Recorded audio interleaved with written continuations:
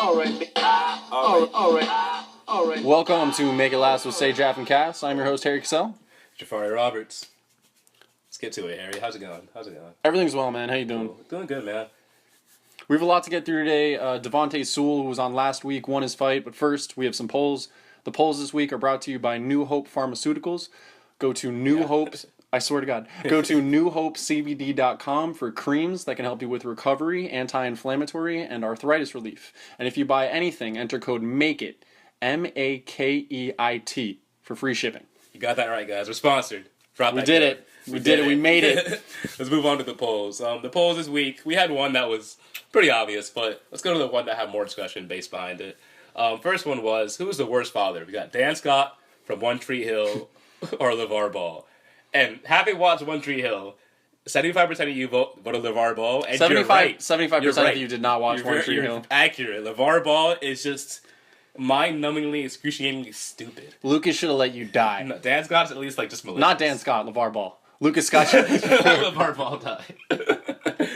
And then we had another poll, Harry. The second poll is, does Skip Bayless look like the guy that kicks his ball back onto the fairway after hitting it into the rough? In the most lopsided poll of all time, 92% of you said yes. I mean, obviously. I'm pretty sure Skip Bayless cheats at everything. 8% of you probably don't know what Skip Bayless looks like. Or don't watch golf.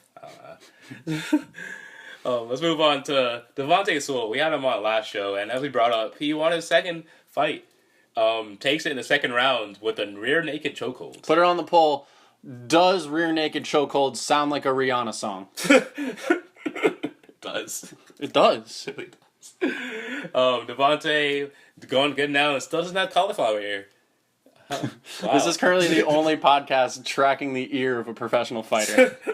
Well, to be honest, if he keeps winning in the second round, it's going to be hard. Yeah, it's going to be hard for him to get cauliflower ear. Nope. Shouts out to you, Devontae. You killed it. Good job. Moving on to the NBA playoffs, the Cavs have played a total of 8 games over the past 37 days.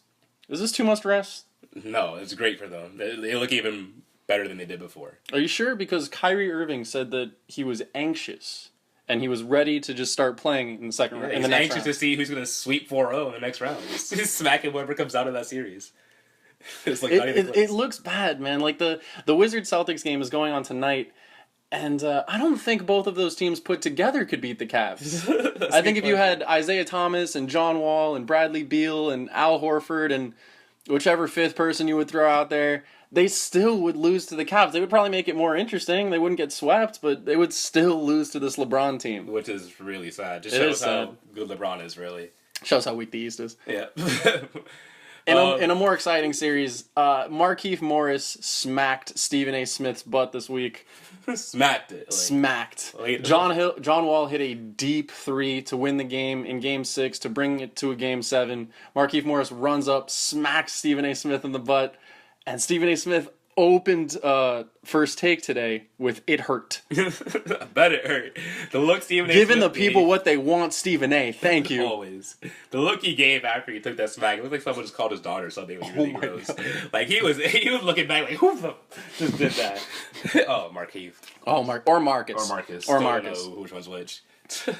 So let's go over some X factors in this Wizards Celtics series. It's a great series so far. It is a great series, and I think it's all going to come down to the play of players like Avery Bradley. For those of you that don't know, I wanted Jafari to talk about Avery Bradley like 3 weeks ago, right before the start of the playoffs. We were all talking about players that are going to make an impact on their team that no one talks about, and I was like, oh, you should talk about Avery Bradley. And instead, Jafari talked about Devin Booker, who's played 0 minutes in the playoffs because the Suns aren't there, and Avery Bradley is putting in solid minutes. The question was who's going to do well in the playoffs because the Suns. No, I just said who's a slept-on player. And it was just a slept-on player. And you picked a player that wasn't slept. He scored 70 points. It was like the day before. It was like a week after he scored 70. Either way, Avery Bradley's been a menace in this playoffs. I eat my words. He is. He's playing very well, and I think it's going to come down to players like Avery Bradley. On the other side, you have players like Otto Porter, Kelly Oubre, and it's going to come down to that grit, that defense, and that hustle. And whoever puts more of that out is going to win the game. Should be a great game coming on in about 30 minutes. So. Yeah, let's be real though. You're listening to this and you know who won the game. So let's talk about anything else. Hope you enjoyed it. Let's go to the Warriors. They won that game. They won the Spurs game. They won the Spurs game. What? The Spurs were up 23 points. Kawhi Leonard got injured, and then Golden State just took it over, and it looked like a narrative. It looked like a movie. Like you knew it was going to happen. You were just waiting for Golden State to put up 25 unanswered points, and it sucks. This is so unfair because they had the formula. They had Golden State in a box. Kawhi Leonard was going off. Get well soon, Kawhi. All of a sudden he's out. Please get well soon. Hopefully, it's going to be tough for... We just read that the MRI shows no real damage, so hopefully he'll be back not too late in the series. It's going to be tough for the Spurs to take down Golden State without Kawhi Leonard. Sure. And it's funny because Golden State kind of plays this like that scene in The Longest Yard where Adam Sandler's just kind of like, Schoolyard BS. I almost said it. And... It's funny because they don't need a coach. You know what I mean? They really don't need a coach. Apparently, like Steve Kerr, said something to them at the half, but it didn't matter. Kawhi went out. Yeah, Kawhi went out, and either way, the Steve Kerr could have said anything. He could have made a whole speech about butterflies. It doesn't matter. Exactly. It sucks because eventually either Curry, Thompson, or KD is going to go off for a whole quarter, and no matter how much they're down, they're going to come back.